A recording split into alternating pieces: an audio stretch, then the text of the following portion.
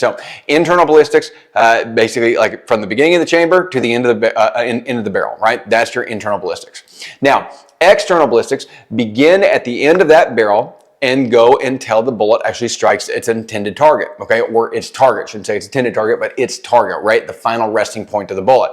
And so at that point in time, that is your external ballistics. Now, does this matter for pistol shooting? Sure, right? Especially when you start talking about red dots and understanding point of aim, point of impact, point of aim over the bore axis and everything like that. But from a pistol standpoint, it really doesn't come that much into play, right? Because we're typically talking about 25 yards and less, which is generally going to be point of aim, point of impact for defensive shooting. Again, we're not talking about bullseye shooting or anything like that. Defensive shooting, right? I put my sights on the target, upper thoracic zone, and pull the trigger, okay? And so that's a kind of a quick rundown of those external ballistics. Now, when we start looking at longer distance shooting, at that point in time, we take into consideration a lot of different things. We take into consideration the flight pattern of the bullet, right? How does that bullet travel through the air? What's the ballistic coefficient of the bullet?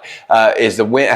What's the wind effect on the round, right? Is it moving it left or right? How fast well, gravity always works at the exact same rate, right? 9.8 meters per second squared, I think is what it is, 32 feet per second squared, something like that. And so somebody correct me if I'm wrong, put it down in the comment bar, but I believe that's the accurate numbers. Gravity works on your bullet regardless of the bullet traveling through the air, and it works the same regardless of the weight of the bullet.